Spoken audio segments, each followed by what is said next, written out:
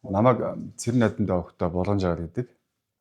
2005 онд хугацаа цэргийн албанд татагдсанаас хойш 40-д одоо үндсэндээ 18 19 жилдээ албаа хааж байна. Эзэмсэн мэргэжил бол Батлан улс сургуулийг цэргийн автаар төгссөн автомашин ашиглалтын инженер. За одоогоор зөв түвшний тэг 11 дугаар ангид техникийн ашиглалтын ахлах багшаа ажиллаж байна. Тантай ярилцах хэрэгээс өмнө таны бичсэн номыг би уншсан. Тэгээд та өөрийгөө жолооч гэж бодож байна гэдэг энэ номыг бичих болсон шиг гол үнцгийн шалтгаан яг юу байсан бэ гэдгийг асуумаар санагдав. Миний гэр бүлийн хүнийг Атар Туяаг Атар Туяа маань онцгой хөдлийн агаараас 90 хайх аврах ангийн аврах ажиллагааны суулгагч. Мэдээч хэрэг тухайн анги байгуулгын замтэрийн осол гамшиг гээд тодорхой дуудлагууд үүрэг гүйцэтгэдэг. Автосл нь бас тодорхой хувийн эзэлдэг болтой юм. Тэгээ эхнэр маань ингээд дуудлагаар явна, дуудлагаасаа ирнэ. Тэгээд ямархуу замтэрийн осол болсон талаар ингээд гэр бүлийнхаа хүрээнд ярилцахаар маш одоо өчүүхэн юм шиг мөртлөө түүнийг ингээд жолооч биелүүлээгүйгээс болоод мөн одоо зам орчноо дүгнээгүйгээс ч гэдэг юм ингээд олон хүчин зүйл байгаа хэдий боловч маш жижигхэн асуудлыг ингээд одоо ос гарах нөхцөлийг нэгэд бүрдсэн нөхцөлийг түүнийг арилгах гэдэг ийм арга хэмжээ авч чадаагүйгээрээ ингээд гэр бүлүүд амь насаараа эд хөрөнгөөрөө хохирч байгаа дэр жоохон бодоод тэгээд ерөнхийдөө бас нэг энэ онол арга зүй гэдгийг жоохон одоо ард иргэдтэй хэлхэн зүв юм байна. Жолооч нартаа мэдүүлхэн зүв юм байна гэдэг талаас нь бичсэн гэж ойлгож байна. Мөн бас үндсэн одоо жолооны сургалтын онол арга зүйн 2 цагийн лекц байдаг. Одоо жишээлбэл жолооны курс сууж байгаа хүн бол тэр 2 цагийн сургалтыг бас мөн бас суралцах одоо ёстой байдаг. Тэн дээр бол бас мөн тодорхой хэмжээнд гарч ирдэг. Түүнийг жоохон баяжуулаад тэгээд хүн одоо дүрэн бус, хууль бус онол арга зүй талаас нь автомашины хөдөлгөөнийг ойлгооч. Түүнийхаа дараа зам орчин нөхцлөө дүгнэ. Тэгээ мөн яаж биелүүлэх гэдэг талаас нь жоохон оролцсон юм. 2026 оны эхний хасчлын байдлаар зам тээврийн ослын улмаас 78 хүн амнасаа чиг гэдэг тог гаргасан байна. Тэгэхээр энэ ослын суур шалтгааныг та номондоо яг тодорхой бичсэн юм. Энэ талаараа та илүү ингээд гоё юмгэнээр тайлбарлаж өгөөч. Жишээлбэл яг их баг хэмжээгээр одоо автослууд гарч ирнэ өдөр тутамд эсвэл одоо өнөөдөр өдрийн байдлаар бол Улаанбаатарт нэг цагт 13 зам тээр осол бүртгэгдэж байгаа. Нэг цагт. Хоногтой тоолохоор хэд болох юм тийм ээ. Ингээд одоо жишээлбэл зөв шүргэлцсэн ч гэдэг юм уу эсвэл одоо тийм баг хэмжээний осол гарсан гэж үзээд тэн дээр ингээд дүгнэлт хийх гэхээр бид нар зүгээр хажуугаар нь одоо шүргэлцсэнийг мөргөлдсөн гэж ярьдаг. Мөн бас одоо араас нь мөргсөн эсвэл одоо байраа буруу эзлээд ямар нэгэн байдлаар огтлцсныг одоо бас буруу яриад байдаг. Мөргөлдөж, сүгэлж, давхарлаж гэдэг юм. Давхарлалт гэдэг бол дээр нь ямиг давхарлахыг давхарлах гэдэг. Зэрэгцэх гэж байна. Одоо юу гэдэг баруун зүүн гартаж ирэх үедээ одоо байраа зөв эзэлсэн автомашинтай байраа буруу эзэлсэн автомашин зэрэгцэж гэдэг юм ингээд бид нар энэ мэтчлээ ингээд нөгөө зөв мэдлэг байхгүй учраас бас жоохон буруу яриад. Зүгээр ингээд тодорхой ингээ орон зай цаг хугацааны баримжаатайгаар зөв зорчиж ирсэн бол тухайн осол гарахгүй байх гэдэг талаас нь ойлголт авах хэрэгтэй байна. Тий. Одоо жишээлбэл хамгийн одоо анхан шатны бид нар мэдэх ёстой зүйл бол жишээлбэл хоёр шүргэлцсэн, мөргөлдсөн одоо тухайн осол дээр цагдаа ирээд хамгийн түрүүнд хэмжилт хийж байгаа. Тэр та юу гэж бодож байна? Ингээд метр бариад хэмжилдэг шүү дээ. Ингээд урт ийм метр барьчихсан. Нөгөө осолд өртсөн жолооч нь барьж гүгээл тэндээс ч барайл, эндээс ч барайл, шонгоос ч барайл, одоо бордураас барайл, зураасаас барьдаг шүү дээ. Тэр нөгөө хэмжилт хийгээд гол зорилго нь машин зогсох. Үгүй. Энэ хоёр тээврийн хэрэгслийн аль нь зөв байрандаа байсныг л тогтоож байгаа. Тэгээ А гэдэг нь зөв юм бэ. Цаашлах юм бол хурд хурдтлын тогтоон. Би шинжээч биш учраас тэр талаар тайлбарж мэдэхгүй. Бидний хамгийн сайн мэдэх хэрэгтэй юм бол миний байр аль нь? Би байрандаа байсан хэсгийг л цагдаа тогтоож өгөөд түүний дараа буруутай эсвэл буруугүй гэдгийг ялгана.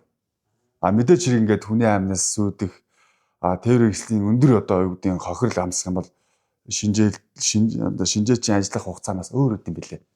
Энэ яг зам дээр осол гараад байгаа. Ялангуяа хүний амнаас эрсдээд байгаа гол сүүл шалтгаан юу юм бэ? Яг уу бид нар болохоор яг уу одоо автозамтай холбоотой гэж үзэж байна. За хуучин тээврийн хэрэгсэлтэй холбоотой гэж үзэж байгаа. Цаашлах юм бол жолоочтой холбоотой. Ингээ 3 салгаж байна. Би бол зөвхөн жолооч гэж хардаг. Зам бол мэдээж тодорхой хугацаанд геологороо механик одоо гэмтлэр зам эвдэрнэ. Автомашин илэгдэл хоригдлоороо мөн бас эвдэрнэ. Тодорхой хугацааны дараа эд ангууд нь солигдож явах хэрэгтэй. Жолоочд байгаа мэдлэг маш сул байна бидний хувьд. Энийг юу гэж хэлэх вэ гэхээр магадгүй одоо юу гэдгийг анханаас нь эцэг эхчүүд бид нар насан туршаагүй хүүхдтэй автомашин жолоодохыг зааж байна. Цаашлах юм бол анханасаа буруу ярьж байна. Жишээлбэл буруу ярих дээр болохоор автомашин, механизм, мотоциклийг зөвхөн жолоодно. Бид нар ингээд нөгөө нэг сайн жишээ дуртахад Залбаа ТV-гээр Солонгосын эрдэмтдийн Монголын түүхийн талаарх орчуулгыг одоо тэр профессор эрдэмтдүүдийн орчуулгыг нэвтрүүлгийнх нь орчуулгыг Залбаа ТV тайлбарлаж байна. Тэгсэн чинь хөтлөгч нь манай агуу түүхийг ярьж байгаад мордыг гайхшаад сагшаад үнэхээр гайхамшигтай гэд гэтэл хөтлөгч нь монголчууд машин одоо яа хэрхэн жолооддаг вэ гэд нөө эрдэмтдээс асуухад эрдэмтэн нэг л үгээр хариулсан. Монголчууд автомашин жолоодохдоо яг морь унж байгаа мэт машин жолооддог гэж. Тэнгүүт бидэрэнгүүд анханасаа нөгөө одоо юу гэдэг амтай зүйлийг жолоодох нэг хэрэг, унах нэг хэрэг. Автомашин механизм гэдэг бол өөрөө цогцлбор тодорхой эд ангитай, зангилгаатай, хийцэлтэй, бүтээцтэй ингээд ийм цогцлбор гэж ойлгох хэрэгтэй. Түүнийг жолоодох нь жолооч мэдлэгтэй л байх хэрэгтэй. Бүр ингээд нөгөө дэлгэрүүлэх гэж оролдох юм бол яг уу жохон юм онл арга зүй мэдлэг нь одоо бага туршлагатайгаас их туршлагатай хүртэлх энэ гурав нэгдэж тэр жолоочийн арга барил гарч ирэх юм байна. Түүнээс биш нөгөө тээврийн жолооч аавтай гэж би гэж цээжэд илдээд та жолооч гэж бодож байгаа уучлаарай. Биш шүү. Мөн бас тодорхой хугацааны би туршлагатай гэхдээ хин нэг нэр ямар нэгэн зүйл заалахгүй гэж бодож байгаа уучлаарай та бас алдаатай байна л гэж ойлгох хэрэгтэй. Ер нь жолооч биш байна. Биш. Ер нь жолооч гэж бол тий. Болоогүй байна. Болоогүй. Тий. Жолооч хизээ болдгоо гэх юм бол баг ер нь жолооч болох боломжгүй. Яг уу аюулгүй жолоодох арга барил та. Осол гарах нөхцөлийг одоо арилгаж чаддаг хүнийг л жолооч гэж одоогоор л хэлж болох юм. Нөхцөлийг аюултай нөхцөлийг арилгаж чаддаг. Түүний тойрч гарч чаддаг. Үгүй ингэж ойлгоно. Энэ нөхцлүүд нь бас жоохон өөр. Жишээлбэл осол гарах нөхцөл гэдгийг Дүнжин гарвын осол дээр тайлбарлая. Суудлын автомашин нь осол гарах нөхцөлийг бүрдүүлчихэж байгаа юм. Тодорхой зайд одоо 25-аас 30 м зайд уулзуур гарцыг нэвтэрч зогсох ёстой бол тэр зайг баримтлаагүйгээр зогсно нь осол гарах нөхцөлийг бүрдүүлж байна. Энийг барьж буруу гэсэн. Үгүй. Игнээ байр яг орно л доо. Гэхдээ тэр зогсож байгаа байрлал нь өөрөө осол гарах нөхцөлийг бүрдүүлж байна. Нэгэнт осол гарах нөхцөл бүрдэх гэж байна. Түүнийг шатгуун тээвэрлж явсан автомашины жолооч гаргаж байгаа. Гэхдээ энэ хоёр дээр нэг давуу тал гарч ирсэн. Тэр нь болохоор осол гарах нөхцөл бүрдүүлсэн. Нэгэнт осол гарах нь тодорхой нөхцөлийг арилгаагүй байхгүй. Аль нь тракийн жолооч нь зогссон, суудлын автомашин зогсож лээсэн. Энэ хоёр тодорхой хугацаанд зогсож жоод тэрийг арилгаагүй. Харилцан бууж ирээд аль нэгэнд урагшлах, аль нэгэнд байрандаа зогсож ирсэн бол тэр осол гарах нөхцөлийг арилгах ёстой байсан. Энийг л өгүүлэх гэж оролдоод байгаа. Зарим төслийн нөгөө ингээд бичлэгүүдээс ингээд хардаг байхгүй. Яаж чадахгүй 3 дугаар игнэн дээр байсан машин орж ирэх хурдтай орж ирэл цагаан шумаар гарч иж байгаа хүнийг мөрөгчөөд идэв. Тэгэхээр яван зорчигчийн хувьд бас энэ ерөөсөн анхааруулсан болгоомжтой улстай асуудал болж байна. Ерөнхийдөө яг онл арга зүй талаасаа болохоор таны зөв. Яг дээр нэмж хэлэхэд явган зарчигч тухайн хөдөлгөөнд оролцож байгаа игнэнүүд ба штэ 1 2 3 дугаар игнэнд байгаа автомашинууд бүрэн зогсохыг магадлах хэрэгтэй. Явган зарчигч. Зогсны дараа л нэвтрэнэ. Игц хөндлөн гэж байгаа штэ дөрмээр бол. Манай тээврийн гэсэн жолооч нар зогсохгүй байгаа үнэн. Яагаад зогсохгүй байгаа гэвэл тэр тэмдэглэл гэрлэн дохио одоо тэр өмнөө яваа тээврийн хийсэл баруун зүүн талд байгааг огт хардууд л байгаад. Магадгүй зүгээр нөгөө насан туршийн хүүхэд ч байт юм уу. Хүүхэд байхдаа машин жолоодоо сурцсан. Тэгээ нэг юм эцэг эхчүүдийн бидний маш буруу одоо заасан үлгэр дуурайлал нь өнөөгийн энэ муухай одоо байж боломгүй үйлдэлүүд харагдаад байна уу гэж харж бас хараад бах би. Одоо анасаа ирсэн хүмүүсийн тоо статистикийг хараад үзэхэд энэ суур шалтгаанууд нь яг юу байгаад байна? Яг уу зам буруутай гэж үзэх юм бол мэдээч хэрэг одоо юу гэдэг тодорхой хэмжээнд аймаг нийслэл дүүрэгч гэдэг юм уу түүний засаг зэрэг нутаг дэвсгэрийнхаа тэд нар буруутай гэж үзэх бах. Мэдээч хэрэг яг одоо тухайн осол явган зорчигчуд юм уу автомашинууд огтлцоод тодорхой осол гарлаа гэж үзэх юм бол хамгийн гол үүрэг гүйцэтгэгч нь хоёр жолооч зорчигч хоёр нь өөрсдөө байхгүй. Хуульд бүр яг энэ зал байх. Мөнөө бас онл арга зүй талдаач бас байна. Хамгийн чухал үүрэг гүйцэтгэгч нь бол тээврийн хэрэгсэл бус жолооч. Хамгийн чухал үүрэг гүйцэтгэгч нь зам биш мөн бас жолооч. Тэнгүүт нөгөө явган зорчигч болохоор жолооч хоёр яагаад огтлцоод одоо юу гэдэг би нэг гинтэйгээд эсвэл аслаад гараад байгаа вэ гэхээр дандаа тааварлах хөдөлгөөн хийж байна. Тааварлах хөдөлгөөн. Энэ огт байж болохгүй. Явган зорчигчид тааварлах хөдөлгөөн гэдэг нь энэ машин зогсох байх гэдэг бол таавар. Жолоочийн тухайд болохоор миний урд байгаа тээврийн хэрэгслийн хөдөлгөөн хэвийн үргэлжлэж байна гэдэг бол таавар. Тэр огцом зогсож болно. Эсвэл баруун зүүн гарт дэш эргэж болно. Тэгэхээр түүнээс тодорхой хэмжээнд өөрийнхөө хурдтгалаас хамаарат бүрэн зогсох боломжтой зайгаал авна. Тэгжиж би зорчих хэвээр. Тэгээ ингэ бодоод үзсэн чинь энэ Улаанбаатар хотын замын хөдөлгөөнд зарим хүмүүс хэлээд байдаг л да. Яг газар хүмүүс шиг ярьдаг гэдэг.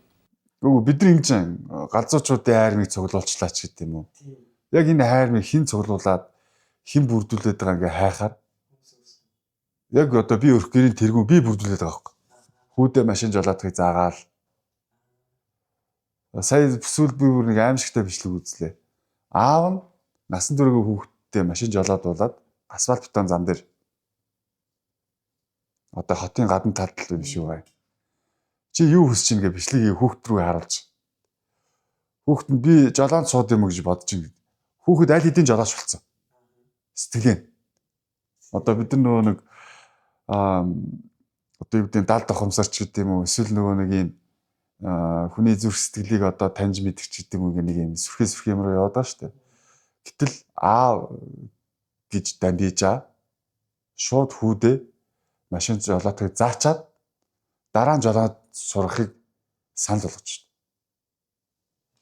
байна. Бодит алуурчин эцэг эхчүүд бид нар өөрсдөө бэлтжээд дараа нь жолооны курс руу явуулж байгаа. Жолооны курст ирсэн хүүхдүүд, залуучууд ер нь нас шүд мэрэгжил боловсролыг үл хамааран нэг л зүйл байна. Аль хэдийн машин жолоодоо сурцсан ирж байгаа гол асуудал. Нэгснэ би чадна гэсэн итгэл юм. Үгүй тийм би чадна биш. Бүгдийг мэдж байна. Бүгдийг мэдж байна. Тэгээд дадлагын багш, дөрвийн багш хоёр нь хичээл заах гад суулгахаар хичээлдээ суухгүй. Тэгээд хамгийн гол хэрэгтэй зүйлийг багш нь одоо бэлдээд ингээд үе шаттайгаар тэр чинь хөтөлбөртэй, төлөвлөгөөтэй цагтай нартай ажиллана шүү дээ. Яг ингээд явахаар тоохгүй. Тэр эмчч байна, сургууль хүмүүжүүлэгч байна. Бүгдээрээ машин жолоодоо сурцсан. Тэгээд жолооны курсын одоо сургалтад тэгж эцэг эхчүүд бид нэр өөрсдийн мэдлэгээр хүндрэл учруулж байна. Жолооны сургалтуудыг бид нэр алуурчин бэлдэж байгаа гэж ярьж байгаа. Их дийлийнх нь 80-90% тэгж ярьж байгаа. Гэтэл аль эрт хөлийн дөрөөнд гэдэг шиг нөгөө гарын ганцанд хөрөх үед нь гэдэг шиг жолооны ард суулгаад хээрийн ба шорон зам дээр жолоотыг заагаад эрүүл согтууд мэдэгдэхгүй эцэгчүүд бид нэр тэгээ хүүхэд нь мөнөө бас машин хулгайлаад юу болж байгааг бид нар харж байгаа шүү дээ. Тэгвэл хамгийн гол аюул нь эцэгчүүд бидний өөрсдөө мэдлэгтэй баймаар байна. Хамаа алга заа. Гэхдээ та мэдлэгтэй заа. Бөөр онл арга зүйтэй заа. Тийм ээ? Гэтэ нэг онл арга зүйтэй заах боломж байхгүй. Боломжтой. Боломжтой юу? Тий. Яг ямар боломжтой? Жишээлбэл яг одоо юу гэдэг хөдөө орон нутагт жишээлбэл малчид тариачид ч гэдэг юм уу одоо хүүхэд нь аавда туслахаар ирж штэ. За миний хүү автомашин гэдэг бол ийм зангилгаа ангаас бүрдсэн юм гэд хэлээд өгч. Хөдөлгөөний хурдтал гэдэг бол ийм учиртай юм аа. Чиний байр энэ юм аа. Бусдын хөдөлгөөн гэдэг энэ юм аа гэд ингээд та мэдлэгтэй хүүдээ заалаа охиндоо бусдад заа. Тэгэх юм бол одоо хамаа алах. Магадгүй зүгээр ингээд нөгөө одоо Америкт ч гэдэг юм уу гадны улс оронд 16 насаас хүрсэн бол жолооны сургалтанд сууж ин гэж. Эсвэл тэр олонтоо барьцах бидэнд гадаад улс оронтой барьцах ерөөсөө хэрэггүй. Хэдүүлээ өөртөө жоохон судлаа. Дээрэс нь нөгөө нэг гоё жишээ хэлэх гэж бодоод байна нөгөө тариан талбайн гоё комбайн одоо механикч байгаа юм. Станцаар хүүдээ тэр хоёр талбай дээр ногоогоо одоо тэр тариан одоо талбай ажиллаа хийж байгаа юм. Аав нь станцаар хүүдээ команд өгж байгаа юм. За одоо тэр төхөөрөмжөө буулга, тэрийгэ өрг, машиныхаа хурдыг тэд дээр барь. Хүүхэд нь яг сургуультай нохоо шиг. Яг тэрийг юм. Тэгээ ингээд тэр зассан талбайг ингээ аав нь дараа нь ингээ харуулхад тэр инженер шиг мэрэгжил одоо мэдлэгтэй аав хүүдээ зааж байгаа хөөх. Тэгээ тэр хичнээнч гаа талбай энэ маш гоё юм. Одоо юу гэдэг мэрэгжлийн хүү хийцэн харагдаж байгаа. Тэрийг зүгээр юм 12 3 настай мөчн урт залуу хийж байгаа шүү дээ. Тэгэхэд аав нь станцаар хүүхдээ удирдах байгаа. Тэгээ би тэрийг ингэж хараад байгаа. Мэдлэгтэй аав хүүдээ зааж байгаа юм байна гэж хараад. Нэгсэндээ яг одоо нэг компанид ингээд ажиллуулаад тэр механизмыг ингэж ажиллуулах бүр ингээд стараалтайгаар нэг бүрсэн зааж өгч юм. Тий. Тэгэхээр тэрийг манай хөрсөн дээр бууна гэхээр одоо малчин байна гэж бодъё л доо. Үнэхээр одоо ажил нь амьдрал нь та дүүдийн ачаалттай хүүхдэд туслахаас өөр хүн байхгүй үнэн. Үнэхээр заах гэж байгаа бол та тэгвэл мэдлэгтэй заа. Заагаад өгөөч. Дараа тэгээд жолооны курсын явуулах чинь. Тэр нь хоёрдугаар асуудал. Тий. Нэгдүгээр асуудал болохоор аав өөрөө, ээж өөрөө бидний жолооч болох хэрэгтэй байна. Дараа нь тэр хүүхдэд заах хэсэг нь таны асуудал. Тэр нөө эцэг эхчид өөрсдөө мэдлэгтэй байж, өөрсдөө жолооч болтоо сахилга баттай байх асуудал гэдэг. Үгүй ээ, сахилга батаас илүүтэйгээр жоохон арга зүй мэдлэгтэй байж иж дараа нь сахилга бат ярина. Бас яригдана. Жишээлбэл жолоодлагын явцад мэдээд жолооч сахилга баттай, төвчээртэй, хүлээцтэй, бусдыг хүндэлдэг мэдлэгтэй байх хэрэгтэй. Тийм, нэгдүгээрт нь мэдлэгтэй байх хэрэгтэй. Зөв тий. Тийм, нэгдүгээрт нь мэдлэгтэй байх хэрэгтэй. Хоёрдугаарт нь сахилга баттай. Тий. Дараа нь төвчээртэй, байна. хүлээцтэй. Хүлээцтэй. Тий. Тэгээд бусдыг үнэлдэг. Тий.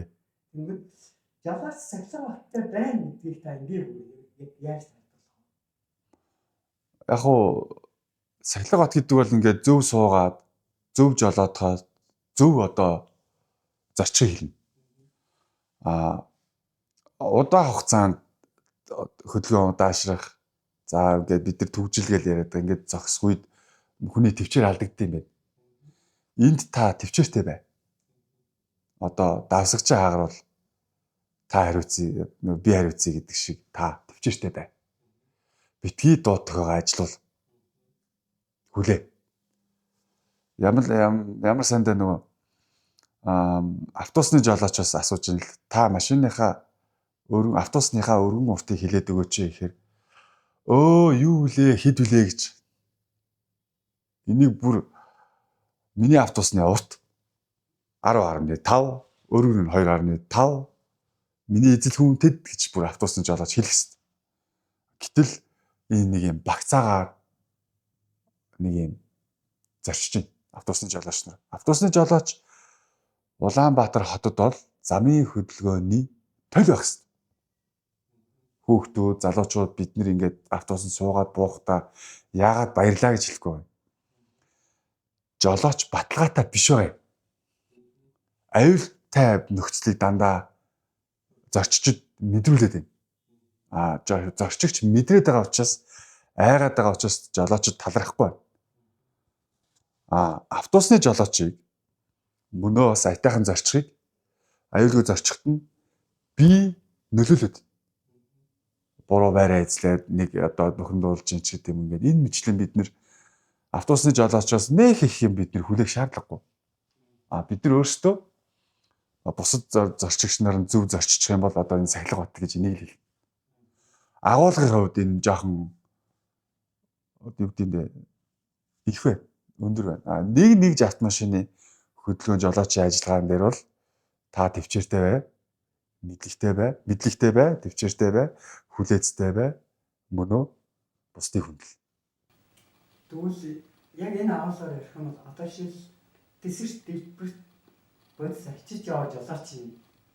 Нөгөө мэдлэг сахилга бат арай өөрөөр ярих юм шүү. Тэгэл байх. Мэдээч хэрэг бас нөгөө манай төсвчин тодорхой хэмжээнд шатгуунч тээвэрлэн, галт хэсэлч гэдэг юм уу, хүнч тээвэрлэн. Энэ бол бүгд л аюултай ачаа.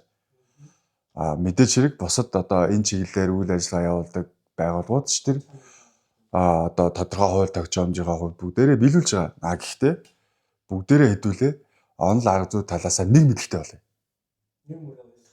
Нэг мэдлэгтэй болъё. 1,300,000 орчим мянган жолооч байгаа манай улсад. Бүгд нэг мэдлэгтэй болж иж зөв зорчин. 1,300,000-аас 25%, 30 орчим хувь нь эрхээ асуулсан байгаа. Түүнээс 900 орчим мянган жолооч нь эрчимтэй хөдөлгөөнд оролцож байгаа улс даяар. Түүний 15% насан туршаагүй хүүхэд, түүний 5% нь хөгжлийн бэрхшээлтэй иргэд. Бас нарийн тооцоолох юм бол хөгжлийн бэрхшээлтэй иргэд зам тээврийн ослог гарах нь бас ховор байна. Мэдээж зайлвал нөгөө нэг эрхтэн ажиллагаа хэвийн бус учраас илүү их анхаарал санал сэрэмжтэй байдаг байна. Нөгөө дөрвөн мөчөнд бүтэн ухаан санаа нэрвэл бид нэр хөгжлийн бэрхшээлтэй хүнээс 7 дор байна. Мох ор, лалар, хүнээс 7 дор автомашин жолоодож. Дахиад эргээс ингээд яриа дахиад нөгөө мэдлэг гэдэг тийм. Тэгэхээр жолооч алхахын тулд ерөнхийдөө мэдлэгээ зөв авахгүй бол Анхны суурийг сайн зөв аваад тэгээд зөв жолоодоод эхэлчих. Тэгэх юм бол хэдүүлээ энэ айтайхан болчихлоо. Тий. Зам гүүр гэдэг бол стратегийн асуудал. Би мэдэхгүй. Одоо нөгөө тэгээд нэг зүйлээр санах замаас амгүй. Тий, зам мэдээж амгүй. Машин өөрөө бас амгүй. Тэгээд өдөртөж жолоодож яваа хүн та өөрөө анхаасаа зөв мэддэг.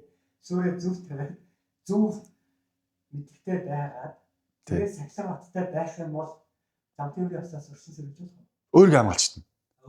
бусдыг бас мөн хамгаалж чадна гэсэн. Жишээлбэл осол гарах нөхцөл дээр миний урд байгаа машин огцон тоорнос гიშгэлэхэд би тодорхой зайгаа зөв баримтлаад, зөв самбаа ажиллаад, зөв арга хэмжээ авбал тэр осол гарах нөхцөлийг арилгана гэдэг бол бусдын хөдөлгөөнийг хязгаарлахгүйгээр би тэр нөхцөлийг арилгаж байна гэсэн. Энэ мэтлэн бид нар зөв тал руугаа явах нь зөв байх гэж байна. Ер нь одоогийн Монгол улсын нэг замын нөхцөлийн шалтгаан хэдэн зүйл хэлж байна. Анхаарч явбал төгстэй. Тий. Манай улсад дэлхийд даяар 5 зэргийн зам байна. 1, 2, 3 дугаар зэргийн зам гэж байна. Энэ 3 дугаар зэргийн зам бол манай оронд байгаа. 3 дугаар зэргийн Зам тий. Улаанбаатараас Хөшийн хөндий чиглэлийн. Налаах дархан чиглэлийн зам бол 4 дугаар зэргийн зам. Одоо мэдээж үгүй хот хооронд, улс хооронд холбож байгаа авц зам. 4 дугаар зэргийн зам гэж байгаа. Энэ бол манай орон нутгийн зам. Хурдны хязгаар нь 180 км/цагаар хязгаарлагдаж байна. 5 дугаар зэргийн зам гэж байна. Энэ зам нь болохоор зорчих хэсгийн өргөн нь одоо 2.5 ч гэдэг юм ингээд стандартуудаараа өөр байна.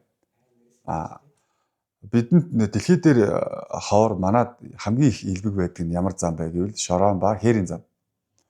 Хээрийн зам дээр зорчихдоо бид нөгөө зам дугуй хоёрын тодорхой хэмжээний авцах коэффициент гэж байна. Энэ коэффициент дандаа буурдаг Шорон зам дээр. Асфальт бетон зам дээр хорд нэмэгдэж мөн ялгаахгүй буурж идэг. Тэрчлэн одоо нөгөө Шорон зам дээр зорчихдоо өөрийнхөө хурдтлыг сайн тохируулаач ээ. Орон нутгийн зам дээр зорчихдоо орон зай цаг хугацааны баримжаатай зорчооч ээ.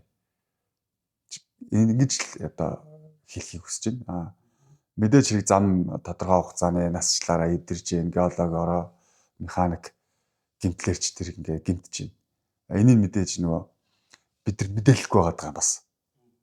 Одоо Улаанбаатараас тэр аймгийн тэдэн километрт ийм нүх байна. Энийг одоо хурдан янзлах голч гэдэг юм ингээ мэдээллүүдээ бид нар өгдөг гэж гэдэг юм уу. Энэ талын дутагдлууд бас байдаг. Одоо зорчигч нарт. Тэр зорчигч нарт гадна замаар зорчоод зорчигч өөрсдөө замын нөхцөлийг сайжруулах мэдээлэхгүй байна. Тий. Жишээлбэл юу гэдэг нөгөө том одоо уул уурхайн том хүнд машин механизм тэр нүхийг томруулаад гарахад би араас нь ирээд тэдэн километрт тэдэн метр зайд ийм нүх байна шүү. Энийг засаач гэдэг мэдээлэл өгөхөд замын компаниуд нь хүлээж аваад эхэлсэн бил. Тэгээд даруй шуурхаа арга хэмжээ авдаг. Тэгэхээр бид нар ингээд нөгөө аль болох одоо юу гэдэг тэр замын орон нутгийнхаас буруу хайхаас илүүтэйгээр мэдээлэлээ өгөөд байгаа юм чухал.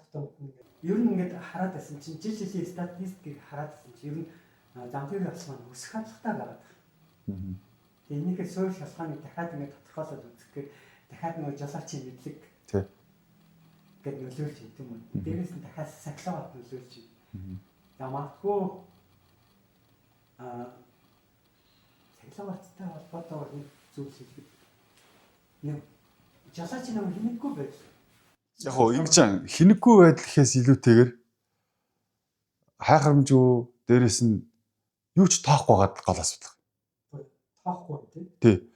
Жишээлбэл нөгөө нүдэн балаа чихэн дүүлээ гэдэг шиг зүгээр л нэг юм одоо хичнээн үнэтэй одоо автомашин бүр тодорхой хэмжээд үнэтэй.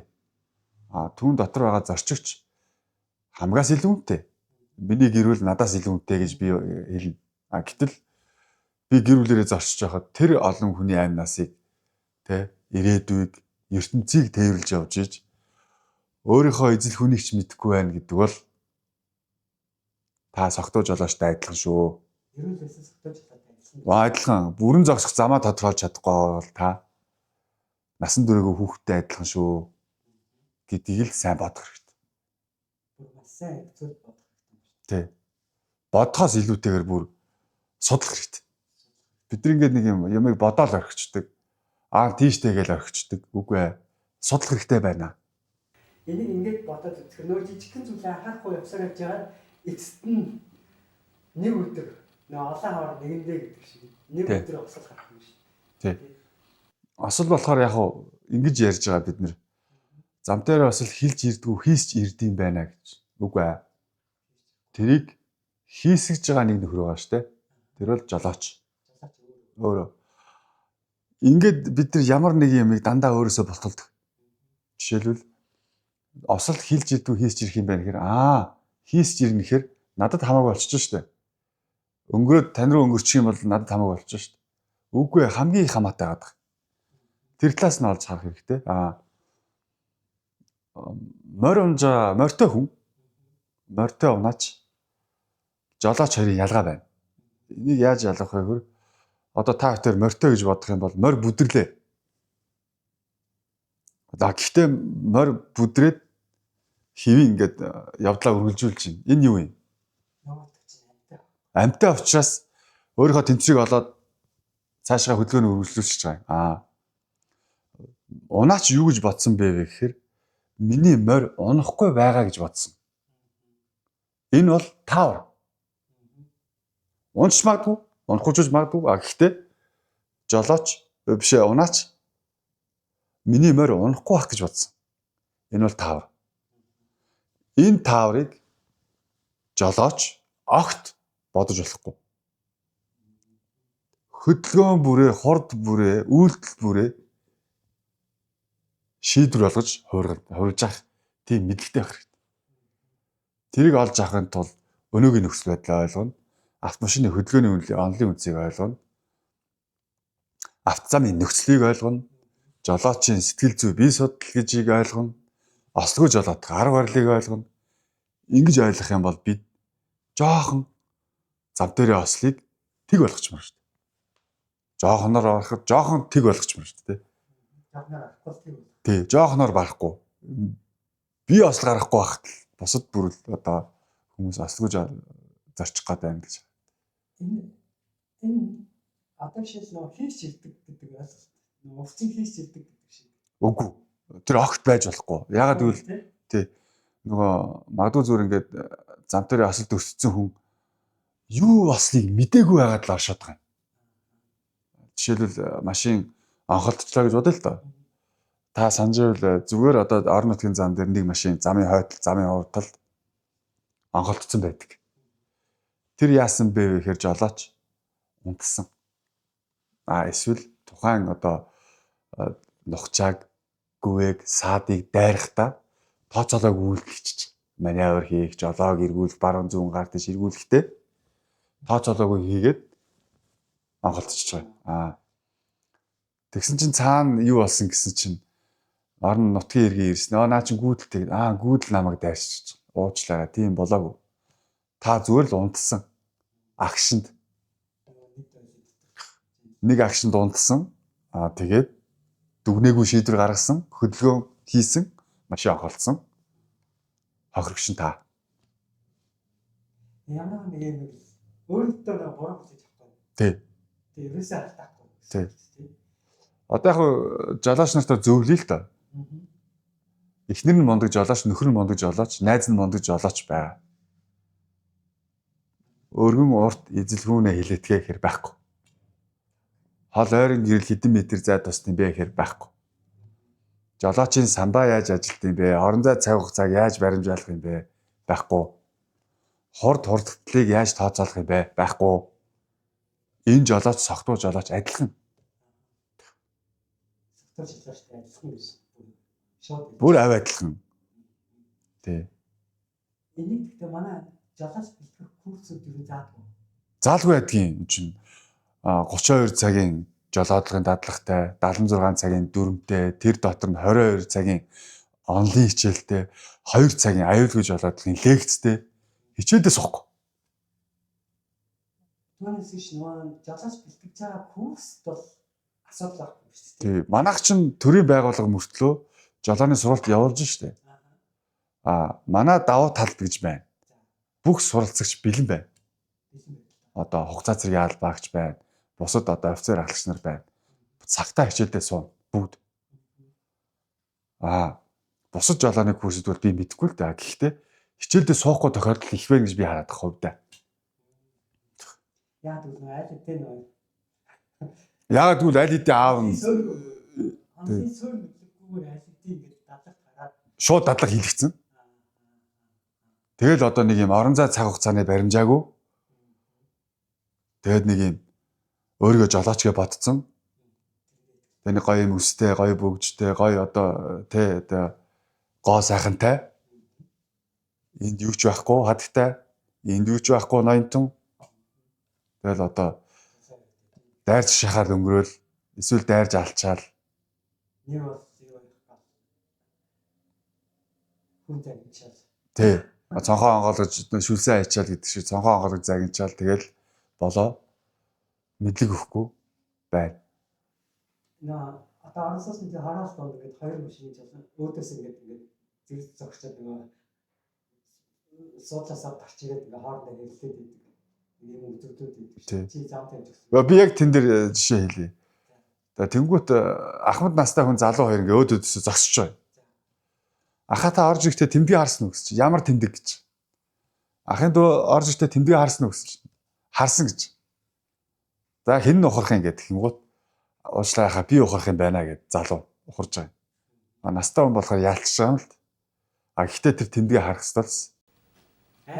Аль аль нь. Тэнд тэмдэг байгааг бол тэмдэг за тавьж өгөөч гэдэг одоо хүсэлтэй цагдаараа уцч байд юм уу тухайн сөөгтөж байд юм хэлэх ёстой. Заавал хийж мэдээлж яах. Мэдээлэл бид нар ингээд нөгөө мэдээлэхгүйгээс болж маш олон одоо бос гарах нөхцөлийг бүрдүүлж байгаа гэдгийг бас бодгол хэрэгтэй. Нэг талаасаа ер нь өөрөө мэдээлэл үүргээ бас биелүүлэхгүй байгаа. Дөрөв журам үрдэх асуудлыг жоохон хайнгандаад байдаг юм шиг. Хайхрамгүй хандаад байгаа. Яг гоо бидний хувьд нөгөө Монгол хүн чинь ер нь жоохон дүрм дургу. Гэхдээ яг тэр дүрм журам нь амьдралд нь ингээд нөгөө нөлөөлөөд хэрэгжээд хууль нь өөрийнх нь атаалд ашигтай шийдвэрлээд ирэхээр их дуртай. Өөрийнх нь эсрэг байх юм бол их дургу. Тэр нөхцөлийг хизээ яаж хаан зам тэрийн зам одоо авцсан дээр зорчигтой гаргаж ийдгийг боддоггүй л гол айлга. Нэгсэндээ ерөөс үр дагавраа буюу нөгөө эрсдлээ тооцоолохгүй тий. Яг зөв. Эрсдлээ тооцоолох дургуул хүмүүс тий. Дургуй биш яг хаа. Хөдөлгөөний тухайд нэг автомашины хөдөлгөөн жолоочийн ажиллагааны тухайд болохоор судлахгүй байгаа л гол айлга байна. Та өөрийгөө жолооч гэж бодож байна. Ийм бичгтэй ном ер нь бол ойр хараагүй л байна. Тэр ер нь өөрийгөө жолооч болцсон гэж ер нь бодож болохгүй юм тий. Тий, жолооч гэж ер нь байхгүй шүү дээ. Байхгүй. Тий. Би хизээ жолооч болдог вэ гэхээр би таны байгууллагыг, таны гэр бүлийг, таныг агаас бэрүү аюулгүй тээвэрж ирсэн бол би жолооч. Түүнээс биш. Тэр нь яг ингээд нэг туршлага хоригдлуудад гэж болох юм. Тий. Жолооч гэдэг одоо туршлага нэмэгцээр агаад тэр нэмэгцээр л байх хэвээр. Оюун жолооч болцсон юм байна гэд гар үсэг зураад одоо диплом шиг тэгж өгнө гэдэг тийм одоо сертификат, тийм диплом гэж байхгүй. Ямар ч юм гэхдээ жолооны үнэлэх бол автомашин жолоодох эрхэл гэж. эрхэл Жолоочийн үнэлэх гэж байна шүү дээ. Жолоочийн үнэлэл гэж байгаа. Түүнээс биш энэ хүн бол жолооч мөн гэдэг тийм тодорхойлт байхгүй шүү дээ. Тэгээ нөгөө 1990-ад оноос өмнө жолооч юу нэрэлжсэн. Яг уу ингэж нөгөө яг одоо мөрдөгдөж байгаагаар болохоор та жишээлбэл ингэж төсөөлж болно. 32 цагийн жолоодлагыг 76 цагийн дүрмтэй 108 цаг байгаа юм. 108 цагийг ажлын одоо 8 цагт хуваахаар үндсэндээ 13.5 өдөр би тасралтгүйгээр тэр сургалтанд суужиж би одоо мэргэжлийн одоо тоогоочийн гэдэг юм уу өмнө авж байна. Яг мэргэжлийн сургалтуудтай харьцуулахаар энэ цаг нь хангалттай байгаа юм. Хангалттай. Тэгэхээр бид нар ингээд нэг өнгөрсөн дээр очиж зөвийг хайгаад одоо цаг дээр бурууг хайгаад ах шаардлагагүй. Та бидний судалсан байсан бол ойлгоцсон байсан бол ийм зүйл гарах юм уу гэдгийг бас бодох хэрэгтэй байх гэж харж байна. Нэг хариуцлагын асуудал яригдаад ирсэн тийм. Энийг бид нар одоо хизээ ойлгохоо. Тэнт тийм таамаг одоо энэ дээр бид таамаг гэж болно шүү дээ. Тийм яг уу бид нар бол нин даруй ойлгох хэрэгтэй. Нин даруй. Үгүй нин даруй гэдэг нь маш яралтай одоо ойлгоё. Тэгээд эхлээд ойлгоё. Дараа нь биелүүлье. Дараа нь хэдүүлээ зам дээр ослоо тэг болгочихъя. Улс их орон даяараа. Манай замын цагдаагийн хурандаа очроод хурандаа надад хэлчихсэн. Болгон жагалаа чи их зүүн мийсэн байна. Энэ зам тээрийн ослоос урдсан сэргийлэх ажил бол нэг байгууллагын ажил биш ээ. Нэг аж ахуйн нэгжийн ажил биш ээ. Энэ бол бүх нийтийн ажил. Ингэж л хэлхийг хүсэж байна. Замын хөдөлгөөнд оролцоод ихтэй нөгөө дүгнэлтээ хийж яадаг. Гэхдээ энэ дүгнэлт чинь нөгөө агшин зурт явж явах хэрэгтэй дүгнэлт шүү дээ. Миний ард ямар машин байгаа, миний урд ямар машин байгаа, тэрний урд ямар машин байгаа. Явган зөрчиж тэндээс гарч ирэх гээд байгаа юм уу гэд. Тэгээд дээрээс нь нөгөө замын тэмдгүүр чинь ингээд ярьж яадаг шүү дээ. Энийг яаж дадлуулах вэ? Яг уу би танд тайлбарлах гэж оролдъё. Жишээлбэл манай айрамд нэг үг гэдэг. Муу зэрэг гэж байхгүй. Муу даргал гэж байгаа. Тэгэхээр энийг хоёлоо нийгэмд годомжинд гаргаж ирээд орвол харыг харьцуулахаар муу жолооч гэж байхгүй. Муу инженер гэж байдаг шүү дээ. Тийм.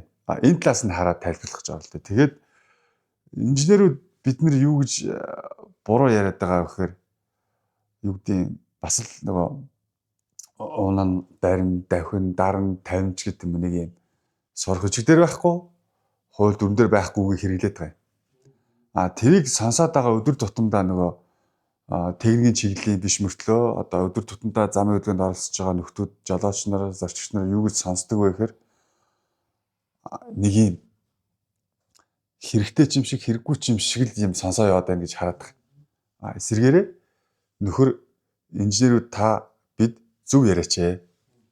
Нөхөр багш сургам хүмүүжүүлэгч та бид зөв яриач ээ. Зөв мэдлэг сурагчтай, зөв мэдлэг жолооч нартаа өгөхгүй юм уу, тэ? Тэг чадвал хэдүүлээ нэг арай нэг нэрээ машины чинь жолооддаг. Жолоодгын явцад ингэдэг гэд нэг юм мэдлэг гарч ирмээр байгаа юм. Түүнээс шиг ингээл бариад унаал дахиад дараал тавиал гэвэл одоо энэ олон зам дээр осол сүрэл тусахгүй. Тэгэнгүүт юу гэж байгаа шүү дээ. Нэгсэндээ олон нийтрүү хандж байгаа мэдлэг мэдээлэл түүхтэй дандаа буруу үг гэрлээд байна. Тийм. Тэгэхээр энийг ерөнхийдөө залруулах мэдвэрт ер нь бол хамгийн түрүү залруулах шаардлагатай юм биш. Эхлээд залруулах зөв мэдлэг нь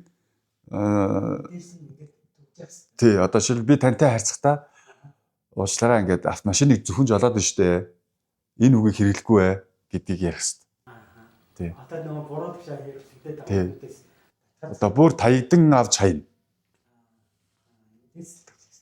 Тий. Тэгжиж нөгөө одоо 18-тай хүүхэд эсвэл одоо 20 жил машин барьсан унсан нөхдүүд одоо жолоод ч эхлэх юм байна гэж харах хэрэгтэй. Танд одоо юу гэдэг олон нийт рүү хандаж хэлэх. За энэ л чухал шүү гэдэг нэг гоё захаас байл. Тийм яг уу чухал биш зүйл гэж байхгүй. Бүгд хамгийн чухал. Хамгийн чухалдаа таны гэр бүл, таны одоо ах дүү, танай альбан байгууллага, таны дарга зэрэг бүгд хамгийн чухал. Энэ чухал хүнийг тээвэрлэхдээ тээвэрлэж зорчихдоо та өөр дээрээ нэг би энэ жолооч муу юм уу гэдэг нэг бодлоо нэг жоохон мэдлэг болгооч л гэж л. Түүнээс биш одоо түрүүн нөгөө бүдийл давтаж ярих гэдэг юм л да. Та өөрөө ихлэ жолооч муу юм уу? Та яг юу мэддэг? Та юу биелүүлж чаддгийг? Юуг хүнд ямар аргаар яаж мэдлэг өгч чаддгийг гэдгээ л бод. Түүнээс биш олоо зөвхөн жолооч гэж кавич гэдгийг ярьж байгаа шүү дээ. Түүнээс биш хин нэг ажил мэргэжлэр нь дээрээс нь одоо нас хүсээр нь одоо ялгаагүй тий жолооч гэж кавич гэдэг би ер нь өнөөдөр хилтэй устай одоо олон одоо орон зорчиж үзсэн мөртлөө зөв ярьж гин үү гэдгээ бас бодож үзэх хэрэгтэй байх гэж бодож байна. Тэгээд ядаж наандаж өр хүүхдтэй ах дүү нарт албан байгууллагада зөв мэдлэг өгч чадах юм бол бид нар энэ зам дээр ослыг тэг болгож чадна. Бүр тэг болгоно. Зорилго тийм л байх хэрэгтэй. Түүнээс биш тодорхой хэмжээнд буур болно ч гэдэм үү. Тийм бодол бидэнд байж таарахгүй. Бидний урьдчилан хүрэлцэн ирээд те маш сонирхолтой ярьсан өрнөс нь булган жаргалтай баярлалаа. За маш их баярлалаа. Та бүхэнд ажиллаж бас амжилт хүсье. Баярлалаа.